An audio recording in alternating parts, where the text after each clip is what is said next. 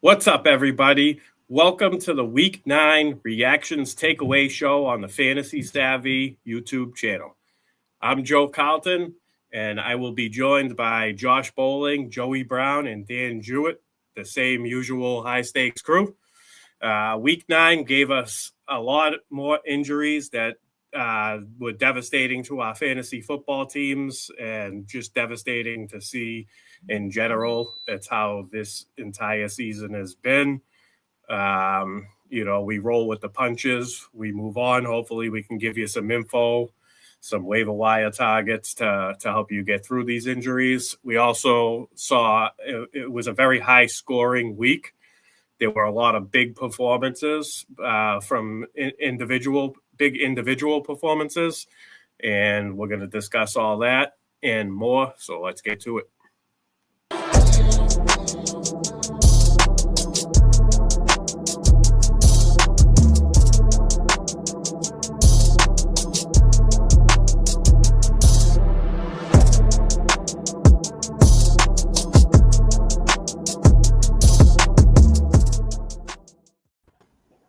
All right, what's up, fellas? How's it going this evening? Good. All right, so we're going to jump right into it with the injuries. I'm going to go over some key injuries here. We're going to start with one, probably the most devastating one of the week. Tucker Kraft suffered a torn ACL. He will be done for the year. This definitely hurts your fantasy team. He was having a career year. Top 3 tight end. So, he's going to be hard to replace. Hopefully you have a decent backup. Matthew Golden also got injured in this game. Shoulder injury, believed to not be long-term. Could be ready for week 10. Jumping over to CJ Stroud is in concussion protocol. So that'll be something that we have to monitor this week. To see if he's going to be available for week 10. Also in concussion protocol, Cole Kmet. We seen him leave the game, and Colston Loveland once again went off, had a beautiful 2-touchdown performance. I think he gave us 29 fantasy points. But again, concussion protocols, we have to monitor all week to see if they're active. They basically have to have no setbacks in order to be active. Otherwise, they're probably not going to be available for week 10. Couple of injury updates for the LA Chargers. Joe Alt is having season-ending surgery, so they're going to be without. That's going to hurt their offensive line. It's already been in rough shape, but that's definitely not good news for them. And Omarion Hampton. Injury update on him. He's going to be out at least until after the week 12 bye. Could be longer. So, we got a few more weeks of Kamani Vidal. So that's good news for Vidal. Bad news for Omarion Hampton. Jump into the New England Patriots. Kayshon Boutte left with a hamstring injury. We know that these can linger for a couple of weeks with wide receivers. I've seen some speculation on Kyle Williams, on social media and on some various podcasts this week as a speculative ad. I don't know how confident I am in that. I think that this just gives a boost to Demario Douglas and Hunter Henry to an extent, and maybe even Stephon Diggs gets more involved. Diggs hasn't had the volume of a true elite wide receiver one. Maybe the Patriots go out and make a trade. We know that Rashid Shaheed has been rumored to be moved. Chris Olave, who knows if they'll move either one of them. But I think that there's other options before we see Kyle Williams get an opportunity this year. So that's my thoughts on that. Aaron Jones, sprained shoulder, AC joint. He kind of downplayed it. It sounds like he'll probably be available for week 10, maybe with a lesser workload. We know Jordan Mason has been fine stepping in with Aaron Jones missing. So something to keep an eye on. Maybe it's gonna be like a split and probably a situation, a backfield you want to avoid, at least for next week. Brian Thomas Jr., minor ankle injury. He's had the dinged up bug all year with the wrist, the arm. Now it's an ankle.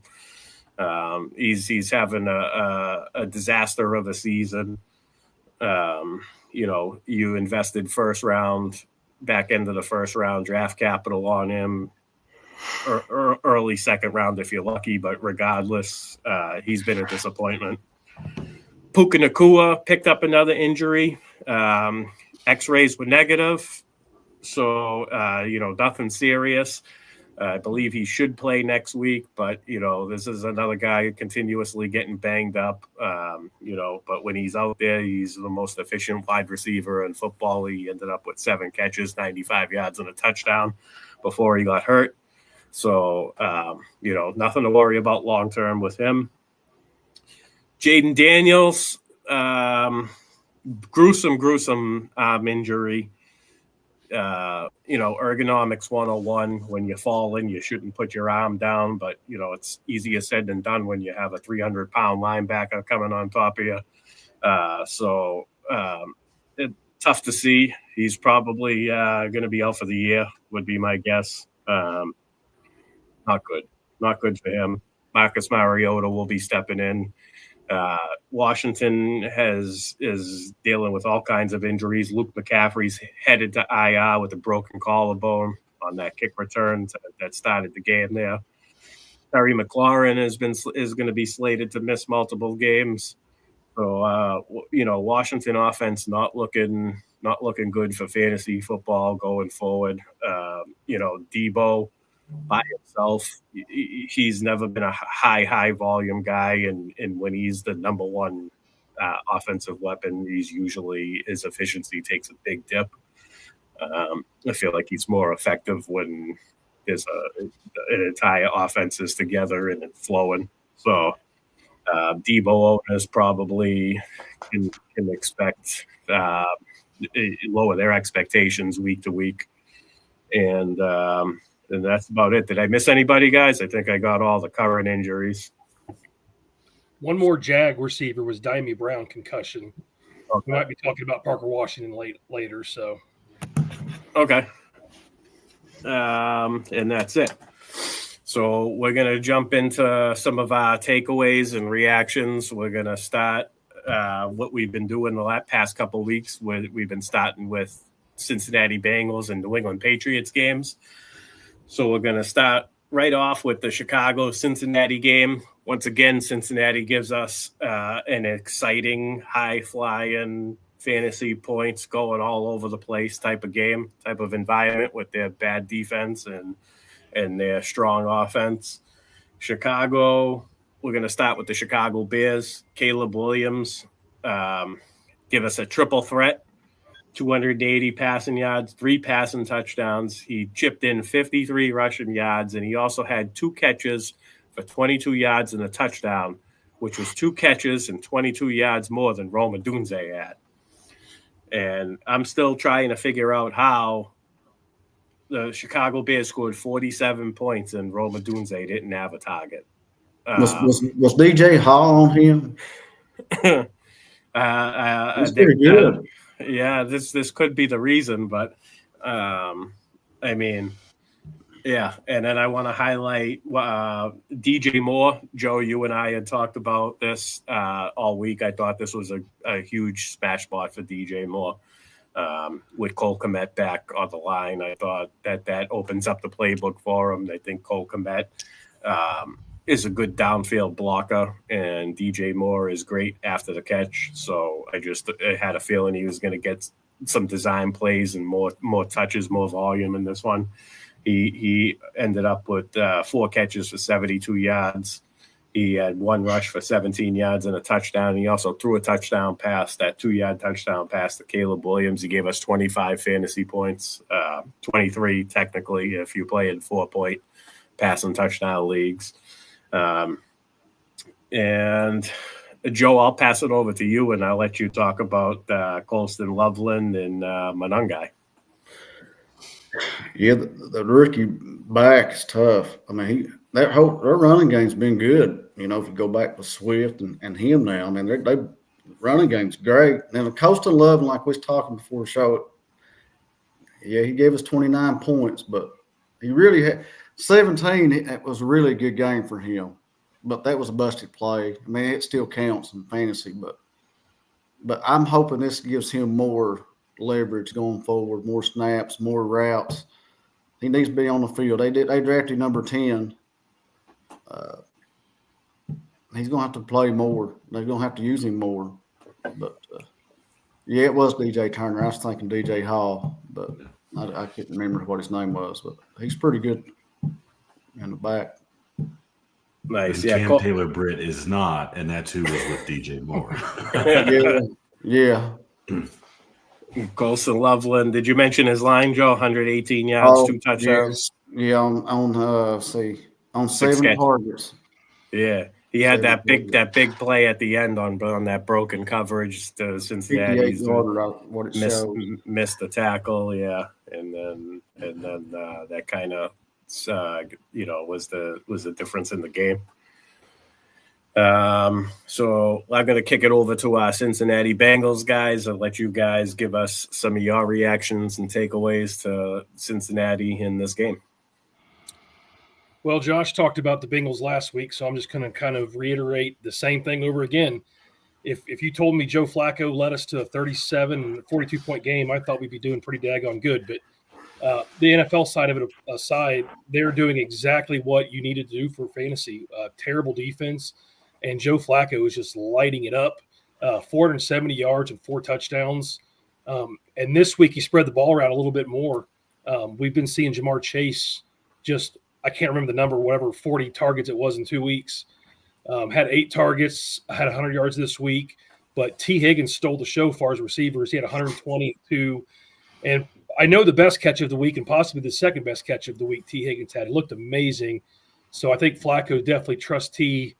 An interesting stat from the Bengals side is Chase Brown led the Bengals in targets, and it wasn't close with 14. T had 9, Chase had 8. So Chase Brown didn't look too great on the ground, but the targets were definitely there. And another injury note to kind of keep an eye on, Samaje Perine went down, and I'll be honest with you, I didn't even see what the injury was. Josh might be able to tell us a little bit on that. But when Perine went out, Chase Brown played 98% of snaps. So not like you're really bitching Chase Brown for a whole lot of people, but just keep smash starting him going forward. And then even Yoshi and Noah Fant's getting in the game a little bit. Noah Fant got the touchdown, and Yoshi's been getting a lot of targets and a lot of like third down targets or late game targets. So when the 2 outside guys aren't open, Flacco's looking for them. But overall, a great day for fantasy. But Josh asked me if I had a paper bag before he left my house yesterday that he could wear on the show today, and I didn't have one for him, Josh. I'm sorry, but I'll let you go from here. If we'd have done this show last night, it would not have been good. I was distraught. I don't get excited about the Bengals, especially this year, but I had a feeling, and I told Dan, I said, we're going to get this onside kick, and then we're going to score. And he's like, no, it'll just give us hope. And they got the kick, and they scored, and they broke our hearts because it's always a heartbreaker with the Bengals. But couple things. T. Higgins, he missed the last play or two of the game, or last drive or two of the game, because they thought he went in to get checked out for concussion. He got cleared by the end of the game or right after the game, so he's not in protocol this week, so he's good. Plus, it's a bye, so he'll be good to go when it comes back around week 11. And then Pete wants to know what's up with Shamar Stewart. You know, the joke on this is like the Bengals, they didn't host him. They didn't host him for a workout or a tryout or anything. They didn't go watch him. He was just there, and whoever the Bengals were planning on taking had to have been drafted right before Shamar Stewart, because Shamar was there, and they just were like, well, we should take him because a lot of other they said it. Al Golden said this. We took him because a lot of other teams were looking at him. We didn't think he would be there for us. So they really didn't know. But I don't know if it's a maturity issue, if the guy doesn't know what's going on. I mean, his metrics and everything, like he measures out, he grades out really good as far as, God-given talent and size and speed. But he's got a long ways to go. I wouldn't even call them highlights. They were lowlights. And I saw a lot of those clips flying around last night on Twitter, and it was ugly. It was real ugly for him. The thing that scares me going forward, if you've got Cincinnati Bengals in fantasy, the thing that scares me is there's a major, major fracture in the locker room. And if it doesn't get fixed over the next 2 weeks, there's a really strong possibility that you're going to start seeing those hamstring injuries with the big name wide receivers. Because honestly, if the Bengals could just have a bad defense, like if we could be like 30th in scoring, then they'd be making a run for the playoffs right now. But they can't do that. They've given up 300 points on the year. So, and it's gotten yesterday after the game, there's a lot of tension there. They've got to get that right, or as soon as we make the fantasy playoffs, we're going to lose these guys, and that'll suck for a lot of these teams that are out there running. Flacco's keeping them relevant right now in fantasy. And Jacob, one thing on Shamar Stewart, we have the 523rd and 524th ranked defenders out of 525 in the entire NFL right now on the line. Tells you everything you need to know. Nice. But I still wore my Bengal stuff. I didn't put a brown paper bag on because whether they're doing good or they're doing bad, I got to stand behind them. And my Patriots jersey of Drake May hasn't shown up yet in the mail. So, really, the Bengals really need to consider. I don't know how much longer he can play, but they need to sign Flacco for at least a year. Let him stay. He needs to stay behind Joe Burrow next year. I mean, to back up in case he does go down. And does Tajay Brooks? I mean, is he a cheap ass? P. Ryan's going to be out. He'll probably miss 2 or 3 games after the bye. It was an ankle sprain. I think it was a high ankle sprain. So he's probably going to miss 2 or 3 games after the bye. I mean, if Chase Brown, God forbid, if Chase Brown was to go down, there's no one else. So, I mean, I guess if you're in desperate need of somebody, or if you have Chase Brown, you throw him in there and, throw some money at him on FAAB or whatever and just see what happens. But he hasn't. Has Taj Brooks shown you anything yet this year, Dan? Like even he had one touch yesterday. I know, like in NFFC, the backups are all taken, so we're looking at third string. But I think I'd spend my money elsewhere. I think if Taj went down, they would probably sign a veteran, like a Travion Williams. I know he just signed somewhere else, somebody like that. I don't think they trust Taj Brooks right now. Yeah. The thing about it is, I love what Joey said about the Bengals need to sign Flacco and bring him back next year. Like, Joe Burrow's always been the best quarterback in the room since he's been in the NFL. And what's really eye-opening to me is that I don't think Joe Burrow could have done one more thing that Joe Flacco hasn't done.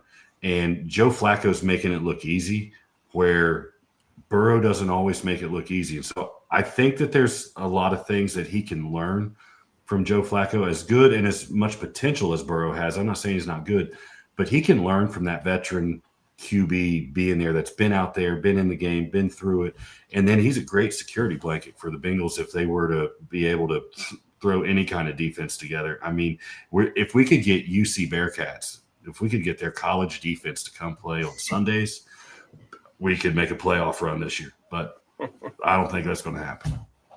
Nice. Pete wants to know, who's your team, Joe? Buffalo.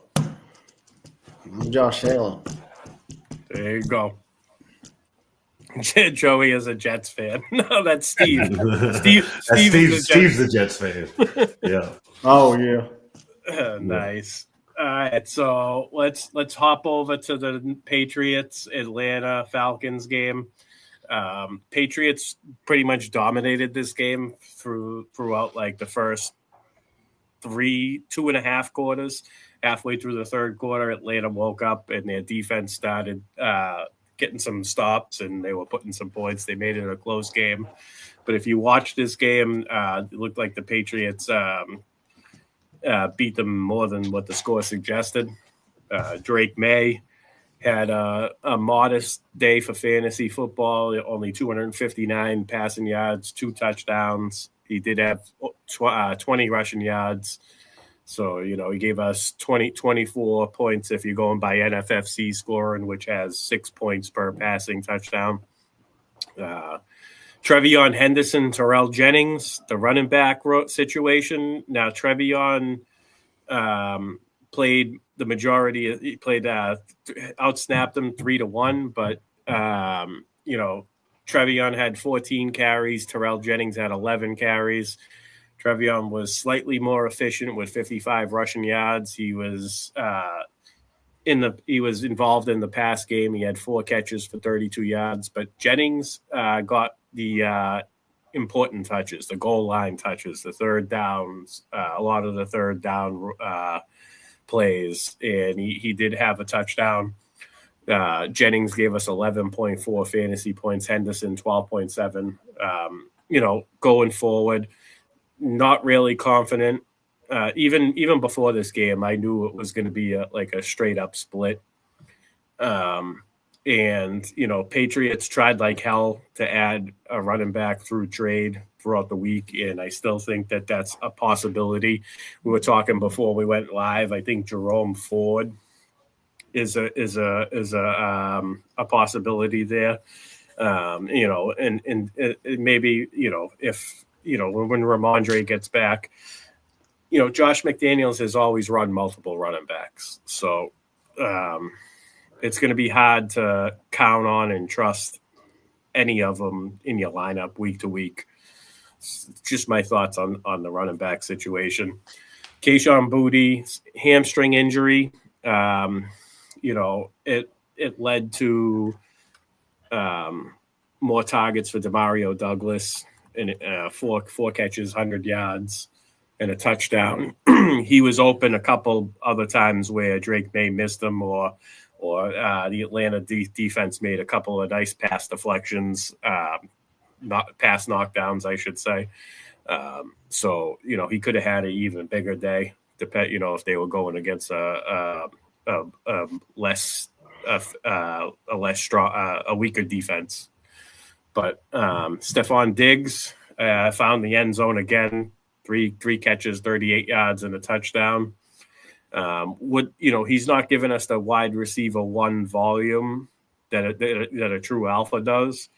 So, a lot of people are speculating Kyle Williams. I mentioned this earlier when I talked about the Boutte injury. I don't think that he's fantasy relevant this year. I don't think he's just not going to get enough opportunity. I think this injury opens up more room for Hunter Henry, more room for Stephon Diggs. Maybe Matt Collins gets a little bit more involved. I just don't see Kyle Williams getting the opportunity. He did play some snaps, but it's just as far as being fantasy relevant goes and being able to plug them in your lineup when you on an emergency basis, I just don't see how you can trust them. So not really somebody I'm looking to spend money on. Maybe a cheap dollar bid if we're talking about a deep league, deep bench, but not I don't think this year is his year. Joey, any other thoughts? I know who you're thinking about. Well, it just dawned on me when you start talking. Would Vrabel go after Tony Pollard? I don't know. I guess it all depends on the severity of Ramondre's injury. I mean, eventually, I don't think he's done for the year, and they still could be in the market for a wide receiver. That was another knock on Kyle Williams too, where they could go out and trade for a wide receiver still. New England offense likes to spread the ball around, so it's hard to trust any of them for fantasy. Even Stephon Diggs, I put him in my flex spot, and I've been considering playing some other guys over him. But now I have the one team that I have him on. I have Debo, and now I don't know which. Like I feel like Debo is going to be the one put on the back burner. I'm just going to have to roll with Diggs in the flex spot. He's part of a better offense. He's got the better quarterback going forward. So I don't feel I'm not ecstatic about it, but if you're relying on Diggs more than a flex play or wide receiver 3, then you're in trouble. So just based on how the New England offense operates. Yeah. On the other side, my guy, I drafted him all over the place. I was glad to see Drake London with 14 targets, 3 touchdowns. Yeah, he was one of the 118 yards. One of the bigger performances of the weekend for sure. Made up for last week that he set out. Nice. Dan, you have any thoughts on Atlanta offense? Yeah, it's real simple. It's Bijan and it's Drake London, and there's really nobody else. So they look good. You're starting them every week. If the Falcons aren't favored, I'm not looking at Algier. I mean, if they're a favorite, like we saw a couple weeks ago, you can sneak in Algier there. I'm holding out hope for Pitts and Mooney. I've got both of them stashed in a couple leagues, but they're just not startable right now. I was really disappointed when I saw Mooney's one catch, but not a whole lot to the Atlanta offense. Pretty well simple. Yep. And the defense looks good. They had 6 sacks, 1 interception. They had a fumble recovery against a pretty good New England offense. So, and their defensive backs were making plays all over the field. Like the Patriots could have definitely scored more points in this game. But I'm going to jump over. We're going to move on. Josh, why don't you give us one of your reactions from another one of these games? So I'll start off with I always comment on the Colts, I guess, because they're close in proximity. And I wasn't a huge believer in Daniel Jones. I definitely believed in him more than Richardson. But so I've just been waiting for that Danny Dimes game. I've also, a couple weeks ago when the Bengals played the Steelers, and that Steelers defense was just so lethargic and just I think I called them unmotivated at the time. Well, they woke up and they shut down Jonathan Taylor, and they brought the pressure on Daniel Jones. And so this was a game where Daniel Jones needed to put the team on his back, and he was sacked 5 times, I think, and then had 3 interceptions. He still threw for 342 yards. He had the 1 touchdown, but the Steelers D waking up. We'll see what this means the next couple weeks, but offensively, the Steelers didn't do anything impressive. Calvin Austin was like 5 catches for 54 yards. Darnell Washington was their number 2 leading receiver on the day with 4 catches and 42 or 43 yards. That is a massive human being, and Aaron Rodgers likes him. I half jokingly said a few weeks back to, put Darnell Washington in there for a touchdown one day. But since that week, like Aaron Rodgers, he trusts him, and he likes all 3 of the tight ends there. So, which basically kills the value on all of them.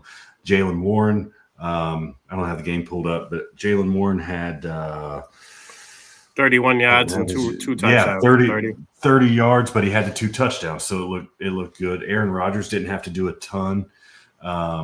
Just drive the bus because the defense was stepping up for him, giving him good field position and stuff. So, Jonathan Taylor will bounce back. You saw what CMC did this week after his down game. Jonathan Taylor will bounce back next week. I don't know who they play, but JT will have a bounce back. Oh. Colts and Falcons, I believe. That's not fun. Yeah, they got the Falcons, and then they got the Chiefs, then they got the Texans. Their next 3 games. Yeah. This was 3 games are tough. Yeah, this was something that I hinted at. I don't know if it was last week or the week before, to be wary of Michael Pittman, and I mean I'm not saying be wary of Jonathan Taylor, but Michael Pittman's consistency. Daniel Jones, of course, starting to show signs of regression. He had the 3 picks. He's dealing with some tough defenses. The schedule was pretty soft early on, and now he's got these next 3 weeks plus the matchup he just dealt. The Steelers defense looked pretty good this week. They did a good job disrupting and confusing Jones for sure. They did a good job limiting Tyler Warren to just 26 receiving yards on 5 catches, which means they weren't giving him any space at all. He was catching the ball, they were getting him down, and it was all low A dot passes. Josh Downs, a third.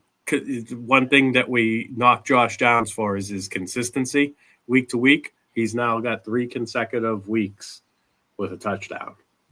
He had 6 catches, 57 yards, and a touchdown. I just want to point that out. He's got three consecutive weeks with a touchdown, 15 receptions in that time, a little bit over 100 yards. I believe it's like 118 yards receiving on 15 catches.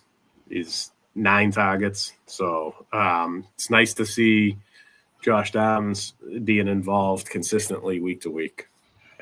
That's basically all I got for this game. Dan, let's get a key takeaway from you. The game I was looking forward to the most, I think, going into the day was the Vikings and Lions. Lots of fantasy players in that game. I know we are heavily invested in both teams. So I was ready for the Lions to just destroy the Vikings coming off a bye, which did not happen. Just really unexpected how that game went. But J.J. McCarthy was 143. He had 143 yards for 2 touchdowns, and he had one on the ground. He looked pretty mobile. I think they called a pretty simple game for him, but Kevin O'Connell put him in a good position to play a good game. So if McCarthy's out there on the wire, there's worse quarterbacks out there to grab right now with the weapons he's got. Hawkinson and Addison only had a couple catches apiece, but he did get Jefferson the ball 6 times, which is always nice to see. And then for the running backs on that team, you got Jones and Mason. I know you guys referenced Aaron Jones' injury at the beginning of the show. I tend to think it's not very serious. And if that's the case, the last 2 weeks, Aaron Jones looks a lot better than Jordan Mason to me. Mason looked better at the beginning of the season, but I think it's just Jones and those healthy legs. They both had 11 touches. Mason actually outsnapped Jones 35-25, but Jones doubled him in yards. So Jones is doing a lot more with what he's getting. So just take that in the future, the next couple of weeks. But if Jones is out, Mason's definitely a startable piece again. And then on the other side of the ball, Jahmyr Gibbs with 28 total yards.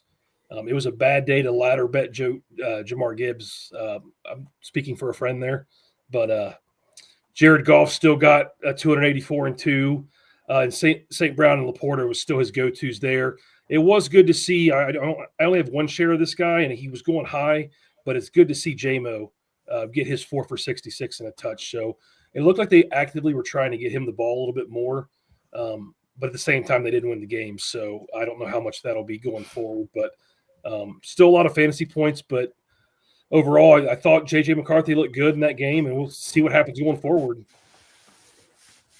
Nice. Yeah, he'll be a good pickup with 4 teams on the bye this week. Yep. The Vikings D did a good job of putting J.J. McCarthy in a good spot and allowing Kevin O'Connell to make it simple for him. That the Vikings D came out just ready to play. I was impressed. Yeah, that's one thing I was just going to say. My one takeaway in this game is the Vikings defense looked a lot better this week, specifically the run defense, holding Detroit to just 65 rushing yards. The top 2 running backs from Detroit to 65 rushing yards. And on the opposite side, the Detroit Lions defense did not look good. It looked like they got a little bit worse from what we've seen throughout the season so far. So that was my one takeaway from this game. Let's jump. Josh, you got another take for us? We haven't hit Joey yet. Oh, Joey. Joey, well, I won't go with Matthew Stafford and the Rams. I think they're the top. If they can get home field advantage, I think they'll be the team in NFC that can win. I mean, Stafford's been unreal with this back injury in preseason. Everybody thought about he had, and then if you just keep Nakua healthy and with Devontae Adams and Kyron Williams, they're loaded. I mean, Stafford had 4 touchdowns this weekend. Kyron had 114 yards and touchdown. Devontae Adams, 5 catches, 60 yards and 2 touchdowns. Nakua 7 for 95 and touchdown. I mean, I just think they could if they could steal home field advantage somehow. I think they can get out of NFC, represent the NFC. I think they're the best team. Now their kicking game is a little bit shaky, but that could hurt them. What do you think about Ferguson? Do you think he might become the tight end the next few weeks? That's what I've been watching. But he could. I mean, they got daggone Davis Allen, Tyler Higbee. They've got a whole Parkinson. They've got a lot, don't they? I wish one would emerge. I do too. Yeah, I feel like they use all 4 every single week. It seems like they spread around with those tight ends. Blake Corum ran a lot too. I mean, he didn't get a lot of yards, but he had a lot of touches that game. He ran the ball quite often. 13 attempts, I believe. 13 carries. Yep. That's the Sean. I believe that's the Sean McVay effect. He likes to mix up and use all 4 tight ends just to keep the defense on their toes. So I think it's part of how he disguises what's going on. Devontae Adams, if Puka misses time, Devontae Adams he's a monster anyway, but we know what his upside can be if Puka does miss time. On the Rams side of the ball, real quick, Alvin Kamara looking like one of the worst picks in fantasy football this year. He's only produced 17 yards from scrimmage, and there's only 7 touches. I mean, when I saw the time of possession, I believe the Saints only had the ball for 16 minutes total, and so obviously their offensive numbers are going to be low all throughout up and down throughout the board in a situation like that. But just that team looks like a complete dumpster fire right now. Hopefully, Rashid Shaheed or Chris Olave can be freed out of there. But it's not looking good right now. Shuck definitely didn't look better than Rattler. Not that Rattler looked all that good in the first place, but Devin Neal's not doing anything. He's not getting. They're not getting enough rush attempts just because they're playing from behind all the time, and Kamara's the pass catching back. Just bad all around. Juwan Johnson found the end zone, but not somebody you can rely on week to week at the tight end position. So I'm avoiding most Saints. Maybe playing Kamara out of necessity, but if I have any type of better option, like I think I'm going to play Devin Singletary over Kamara this week in the big primetime league. So, Singletary's got the Chicago Bears. They're 25th against the run, and he outsnapped Tyrone Tracy because he could do a lot more things than Tyrone Tracy. He's a better pass protector. He's I don't want to say he's a better pass catcher, but he did have more targets, and he's got history with Brian Dable. Brian Dable trusts him, so if you have somebody like Devin Singletary, I would start him over Kamara. But that's it. That's all I got for thoughts on that game. Joey, I agree with you. Matthew Stafford is elite, and the Rams are definitely outside of the Eagles. Probably right there as favorites to go. They almost had them beat in Philly last year, and Yeah, if it wasn't for Saquon taking off a couple of times, that was the difference. Yeah, it came down to like the last play or either tied or go ahead. I can't remember, but this is now or never for Stafford. This is nice. Dan, I appreciate you hitting the trade questions in the chat. I know the Monday night show, apologize to the chat for not paying attention to that, but on the Monday night show, we're up against the clock here. We only go to kickoff. You join any other show on this channel during the week when Steve's rolling, and he makes sure he hits all the questions. So just wanted to mention that real quick, so you guys don't think we're ignoring your questions. If we have time, we'll hit some of them. We're looking at Salvatore. I'll take a look at his comment here. It says he traded George Pickens for Rico Dowdle. He has Jamar Chase, Rashee Rice, Quentin Johnson, Kayshon Boutte. His running backs are A-Chain and JT, and Scat and Chuba Hubbard.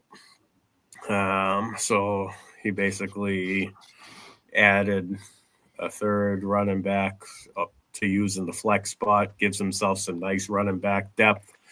Got Jamar Chase and Rashee Rice. That's a great combination right there.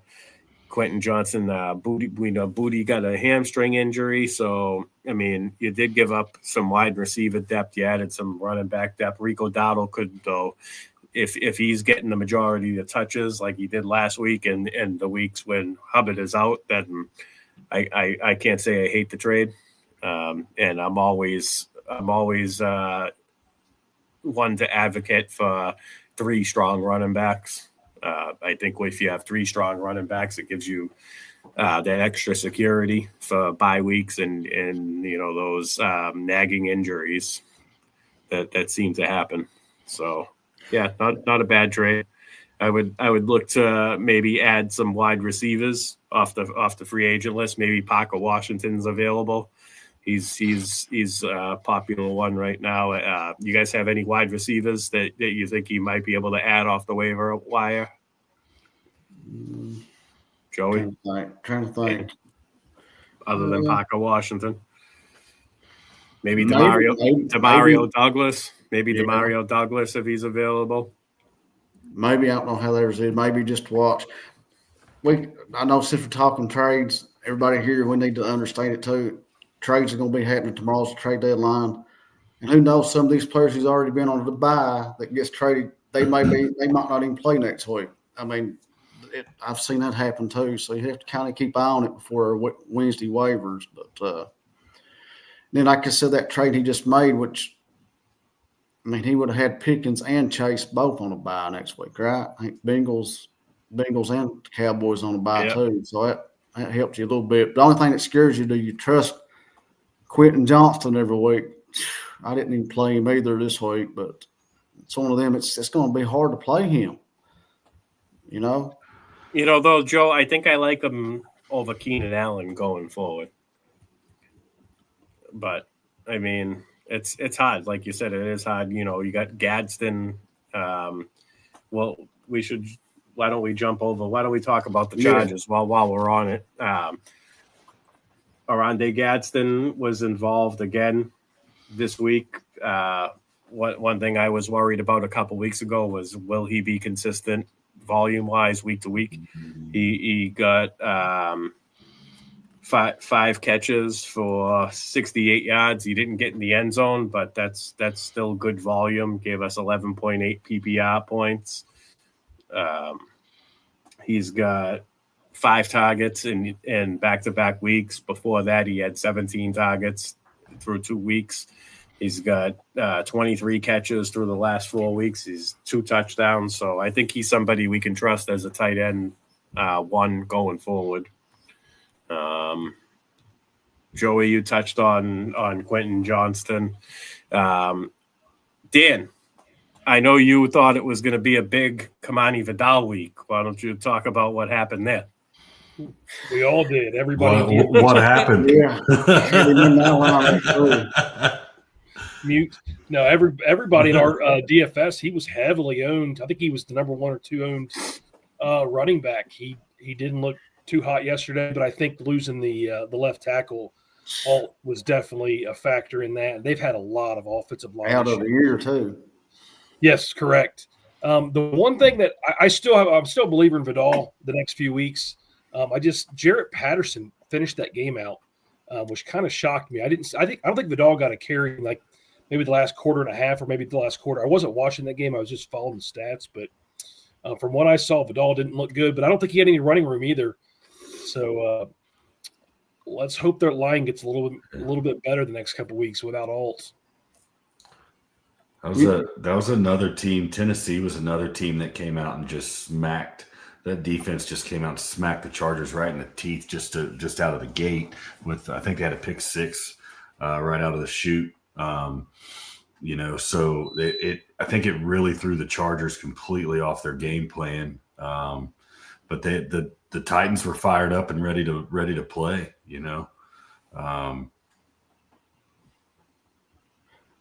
Let me ask y'all this: do y'all think? I know Joe's pretty good about reading the snap shares and stuff, but Trey Harris could be an injury away from. McConkey, he gets banged up a lot. Keenan Allen's getting up there.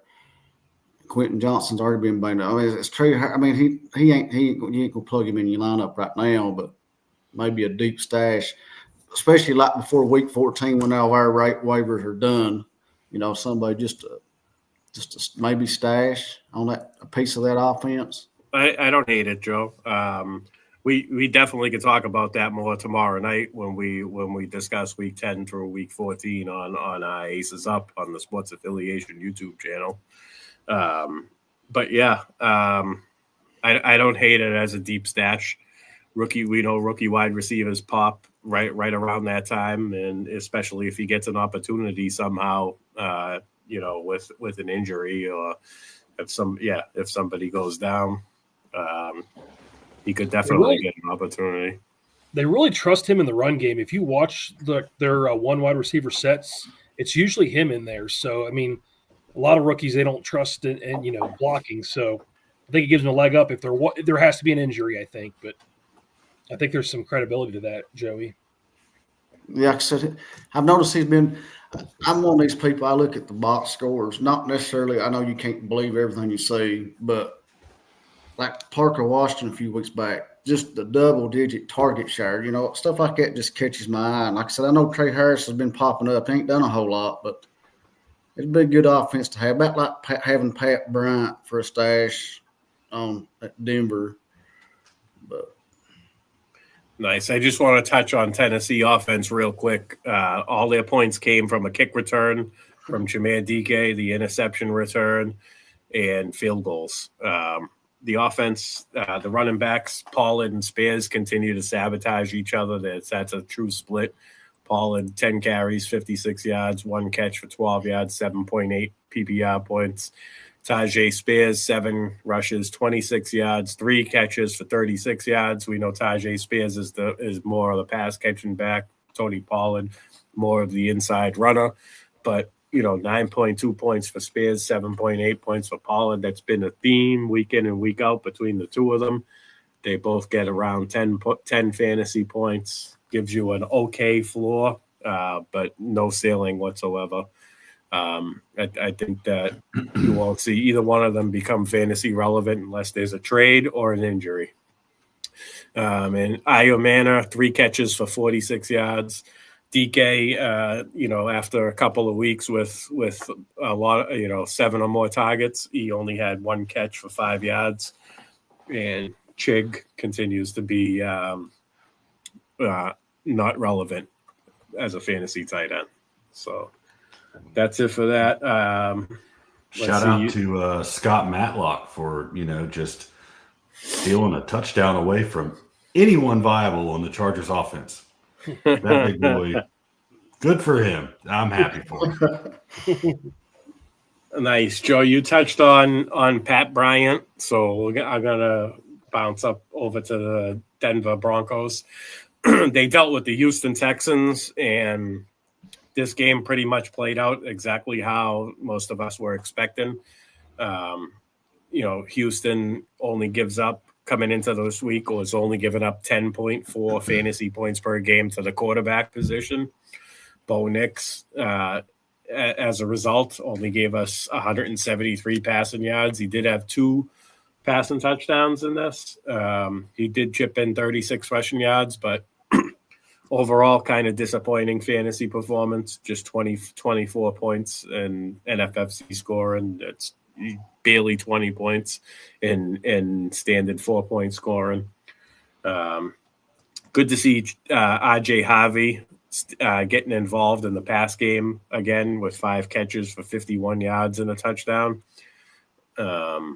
Cortland Sutton only had 1 catch, but it was for a touchdown, 30-yard touchdown. Troy Franklin, a little bit of a down week, 4 catches for 27 yards. He didn't break free. Pat Bryant had 2 catches for 20 yards. I do like Pat Bryant as a deep stash, though, Joe. There's also been rumors that Denver might be in the market to trade for a wide receiver, which seems kind of weird to me, but I saw that today. So, Houston defense real strong. I've been talking about Woody Mox week in and week out, so I'm just going to express my disappointment in him because I did play him this week anticipating that they would use him in the pass game, and he did not get a catch at all, and he was totally inefficient on the ground, just getting 27 rushing yards on 10 carries. And I don't know why, but when they got down to the goal line, they gave British Brooks 2 carries, and he got stuffed both times. At least give it a Nick Chubb, like Nick, or pitch it out to Woody Mox, get some blockers out there for him. Woody Mox isn't bad on the outside, like throw them off. I thought it was terrible play calling around the goal line for Houston offense, but CJ Stroud goes down with a concussion after playing good for a couple of weeks. Dalton Schultz gave us a decent line, six catches for 77 yards. He's a great plug-in tight end if you're dealing with bye weeks. Houston kicker, of course, we knew he was going to have a game. This was this had field goal fest written all over it. Both defenses played pretty solid, and it's a low-scoring, boring game like we thought. Nico Collins, 7 catches, 75 yards. Nothing remarkable on either side of the ball, other than it's nice to see RJ Harvey continuing to get involved in the offense. Josh, I'm going to bounce over to you. You got any more reactions and takeaways here? Some of the games we haven't covered. Well, we got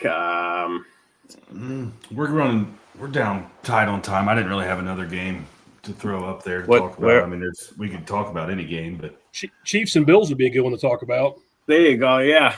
Fire away. Let's talk about it. Go ahead, Dan. Oh, I just was throwing it out. Are you going to talk about it? Yeah, you talk about it. I think it was probably the number one game the nation was wanting to see this week.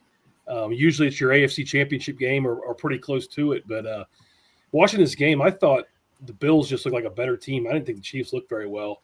It was me talking about the Chiefs last week and Mahomes looking like an MVP and 250 yards, no touchdowns, didn't scramble at all, had 1 rush. I didn't think Mahomes looked very great. With Pacheco out, they leaned heavily on Kareem Hunt. And I know, Joe, why are we not using Bashard Smith? He had those 4 or 5 catches a few weeks ago. He looked good. He looked electric. 3 carries and 1 target for no catches.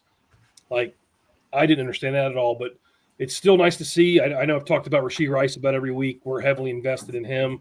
4 for 80, and they are just getting him in the end zone any way they can with that rush. I think he's scored every game now. So, boy, if you have Rashee Rice, you got to be feeling good going into the NFFC playoffs, I think. Oh, yeah.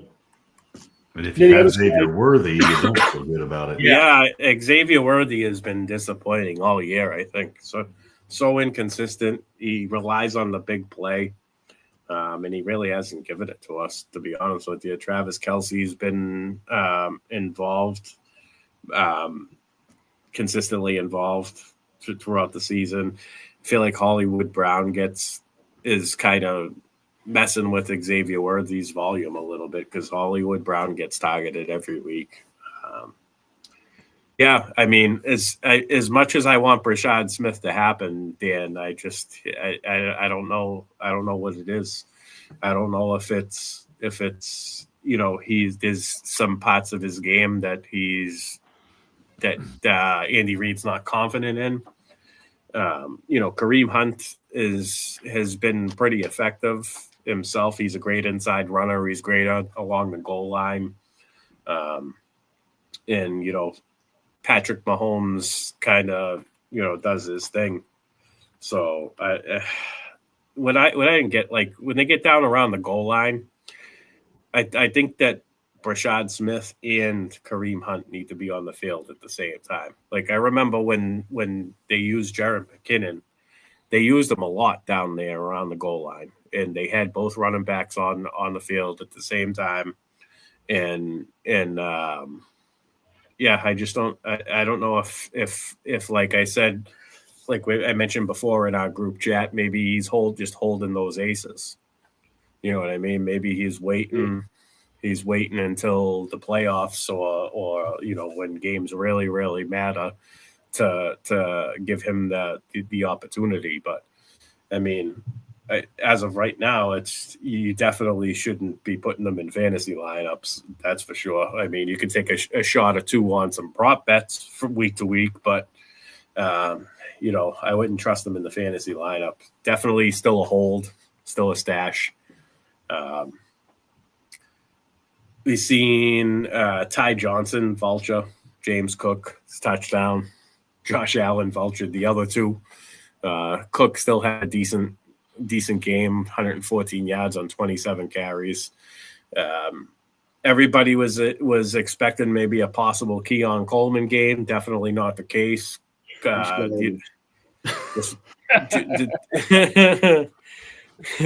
just think he's just no good. I mean, Yeah. Bill's got burn on that one. He just can't separate. I mean, it has to go through Cook, Shakir, and Kincaid. If you go look at Kincaid's box score with his fantasy game logs, he was due for a good game this week. It was good, bad, good, bad. This next week he'll be bad. I mean, you may have to play him anyway, but I, as a Bills fan, I've seen this time and time again. We beat them in the regular season, and we'll get beat in the playoffs. So I don't get too pumped up over this win, but we'll take it. But the only Joe, let me ask your thoughts on this. What do you think of if Buffalo goes out and gets a Rashid Shaheed? It has to. I mean, it would help big time. Like I said, Keon Coleman just ain't it. He's just not no good. I don't think. I mean, he might be better off somewhere else, but I would like to see him go get somebody because, I mean, it's really Shakir is their best wide receiver that they got right now. And right. Kincaid he's there. He does good at times, but they don't really have any field stretches. No, and the X wide receiver, it's not separate. Like you said, Keon Coleman doesn't separate. Dalton Kincaid and Khalil Shakir are great, but they're underneath. They both run their routes underneath. Those plays where Josh Allen extends with his legs and he gets out to the outside of the pocket, and you can see him. He's got his arm cocked every time, ready to let it go, and he just never does it because he ain't got nobody down there that he's confident in letting it go. Nobody with separation. I've even said as a Bills fan, as many wide receivers Packers has got, I'd love to see Dontavian Wicks go there. I think he's a lot better than Keon Coleman. I mean, if he stayed healthy, I think he's a lot better. I mean, he would help him out. But Shaheed would be really nice. Yeah, don't forget they opened up the 21-day window for Gabe Davis the other day. So well, but I mean, it's just another one of all of these guys below. You got Kincaid, Shakir, and then you've got all the rest of them, and they seem to be fine just spreading the ball around, letting Allen run, and it's Josh Allen and James Cook. That's their world. That's really the offense. It goes around them too, but Nice. Before we jump into tonight's Monday night game, we got to talk about Brock Bowers. He was on the graphic. He was on the thumbnail. So first game back, he was an absolute menace. I think he gave us the biggest line of the year, maybe. 12 catches, 127 yards, 3 touchdowns. He even had 1 rush for 6 yards, 43.3 fantasy points. And I believe is like 49 point something in tight end premium leagues if you play in the 1.5 per reception tight end premium league. And if you want to talk about Scott Fishbowl points, he had 77.6 or something like that. Yeah, I might have went against him against the guy in the corner of the screen there in our league. I hate you, Joe. I wasn't even going to bring that up. I hadn't lost in several weeks at this bowl either. Ashton Genty involved on both rushing and receiving. He had 42 rushing yards, 47 receiving yards on 5 catches for a touchdown. Geno Smith turned in a solid performance. It was 29 of 39 for 284 yards and 4 touchdowns. You know, those are the 39 pass attempts is pretty high. Pretty good. Travis Etienne had a decent bounce back game after a few weeks in a row where he was not good.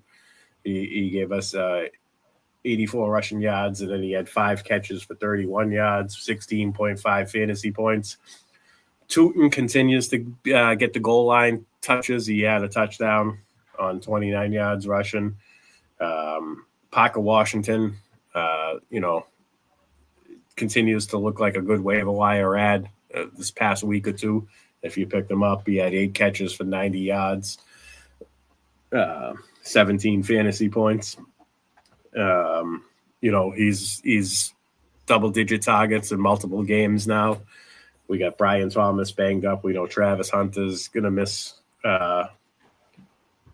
quite some time. So Parker Washington definitely flex-worthy going forward. And then there was one other game, the Giants and 49ers, real quick. Jackson Dart continues to give us a great fantasy floor, 56 rushing yards and a touchdown.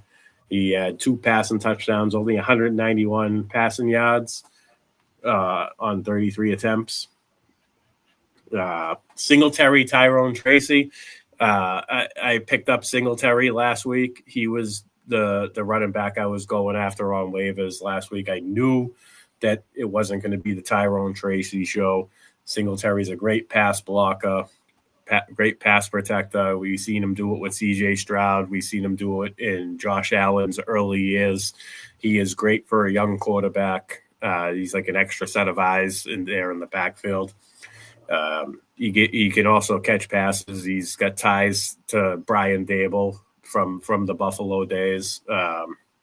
He had 8 carries for 43 yards, much more efficient than Tracy's 18 yards on 5 carries. Tracy had 3 receptions, Singletary 2 receptions. So going forward between the two, I like Singletary more. I'm not saying, rely on Singletary, but we got bye weeks, we got injuries, somebody that you can definitely spot start. Slayton got a little bit involved this week with 5 catches, 62 yards. Wandale gave us his typical 2024 Wandale line with 9 catches for 46 yards. Very Jarvis Landry-esque. How's that for a name drop? Mm-hmm. Theo Johnson continues to be a touchdown-dependent tight end. He did get us in the end zone this week, but if he doesn't score that touchdown, he's disappointing us for the most part. CMC continues to be a monster, 34 fantasy points. Juwan Jennings finally had a productive game, 4 catches for 41 yards and a touchdown. Again, is another guy I view as touchdown dependent. If he doesn't have that touchdown, he gives us a typical 4 for 40 line, which is disappointing.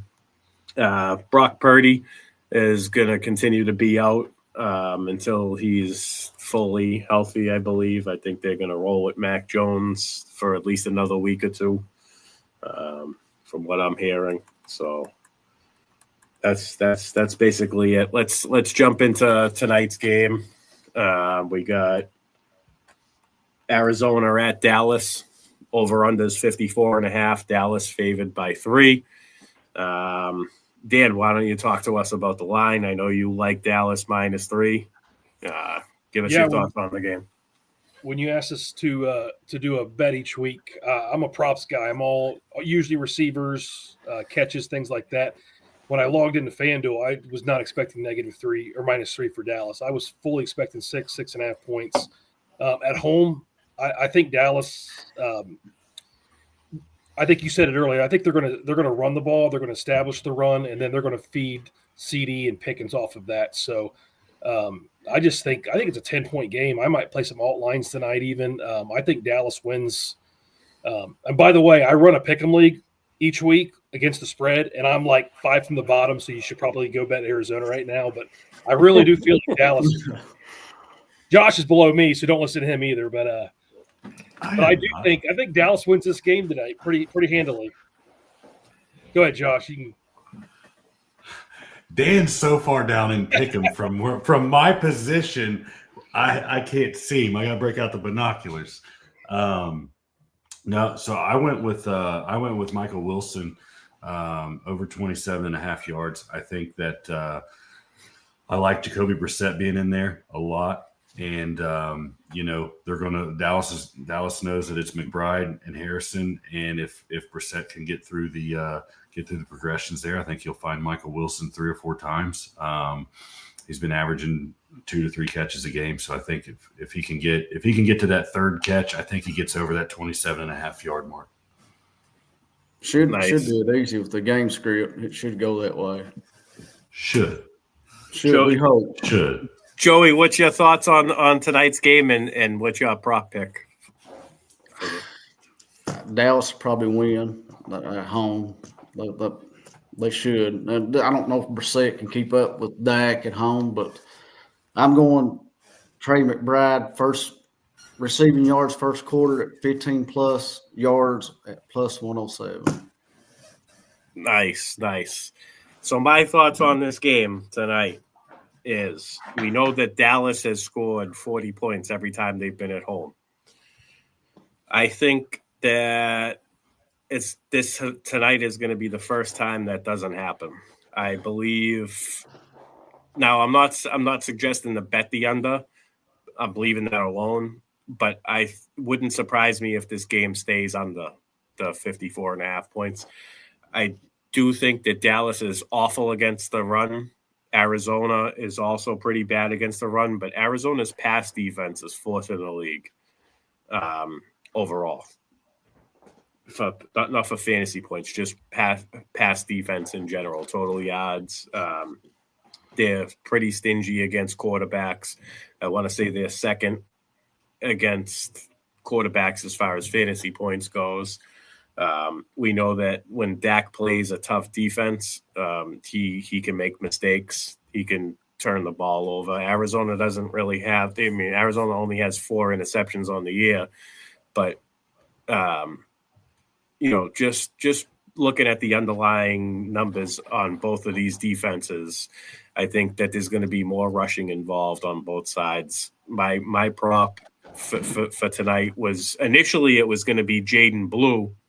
15+ rushing yards at +180 odds, and then you could even tease that up to 25 rushing yards for +400.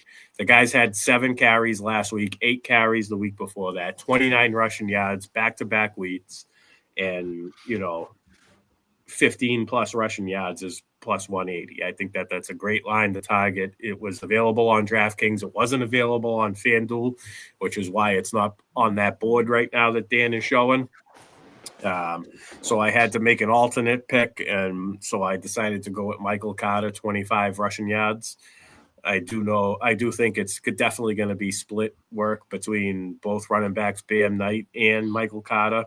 And maybe even if DeMarcado is active, I'm not sure if he's active or not, but I think that he might get a handful of carries as well. And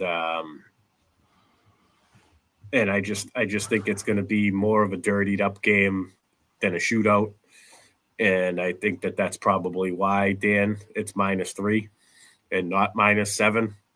I think that the Cardinals are going to do their best to keep Dallas's offense off the field. And I want to say Dak throws a pick too. I don't mind that as a prop bet. Dak over I bet that by itself for you. I Nice. trust you. I like you. You talked me right into it on that. So I went ahead and I bet that off to the side. This kind of reminds me, it's kind of giving me the vibes that, like, the past couple of years when Seattle would play Arizona and everybody was expecting a 50-plus point shootout, and it was the total opposite. I'm kind of feeling these type of vibes here. I feel like Dallas's defense is going to play slightly above their head in this one. Both. I don't know. I got a weird feeling about it being closer than. Not a close game. I still think Dan, you might be right about Dallas winning by 10, but I don't think it's going to be 40-24 or 37-17 or 30 something. I think it's going to be closer to like 27-17. And Jaden Blue was a healthy scratch. That's probably why it's not on there. He's not even active. Mm-mm. Okay, that's why he's not available on the book. So yeah. So then Javonte Williams is going to eat. Yep. And don't forget, Mr. Steve, Mr. Fantasy Savvy. Is this here every week? This is the first time I've noticed it. But that thing in the corner? Fantasy Savvy, the thing in the corner. Yeah, that's there it's the first time you noticed it. Is it just there for me, or is it just there for everybody? But no, anyways, it's the first time I think that you ended up in that square. Oh, I got it. All right. Well, here it is, right here. Steve, Mr. Fantasy Savvy, he had CD Lamb for over 81.5 receiving yards was his line. So we got 5 legs this week, and let's cash it. I just put it on X if anybody wants to tail us at all. $10 is $260. Nice. And if we don't make it through the first quarter, it's on Joey. That's exactly right. We need Dallas to score real fast. We got to string a few of these together so we can get the Joes to Vegas next year with us. That's right. That would be fun. Nice. I have probably have more hard time getting the time off of work than having the money to go to Vegas. But yeah, I definitely would love to go. But I there's no way I miss New York. New York is way too. You got New York. Yeah, New York is my high stakes live draft, and then of course we get the Fantasy Football Expo that I'm probably going to go to again this year. We'll see. The one I was telling you about, the one in Cincinnati, the live draft, the one for Kentucky is actually over Indiana side. It's over at the casino. That's where okay. There's that. Nice. We'll probably find our way down there or something. I don't know. That'll be all right. Yeah. I don't even like casinos.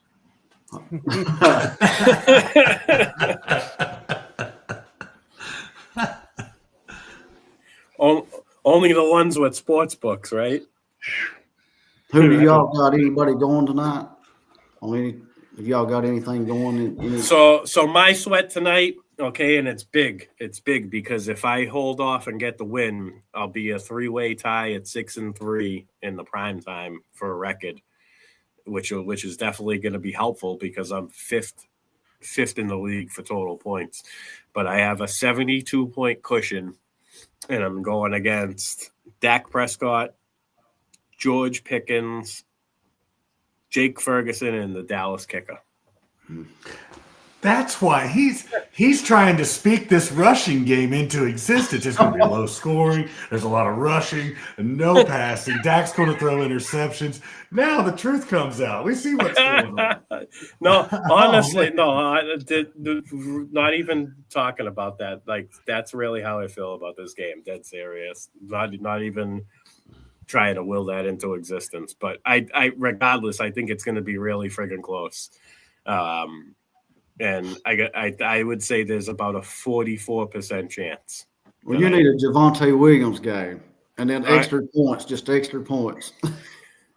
I need one of those George Pickens disappearing acts, and like Jake Ferguson last week, and then Now, Ferguson's going to eat this week. He's got like Johnston this week. I need better game. I need the that helps nobody touchdowns. Maybe a kick return from Turpin will help. It's been a few weeks since we've seen. Is his name Tyler Lupke? It's been a few weeks since we've seen him get his touchdown. Maybe you guys might want to scroll down on the touchdown. and see who's down there and throw a flyer, $2 flyer on somebody. Zay Jones plus 450, another one. Nice. Trying to win games.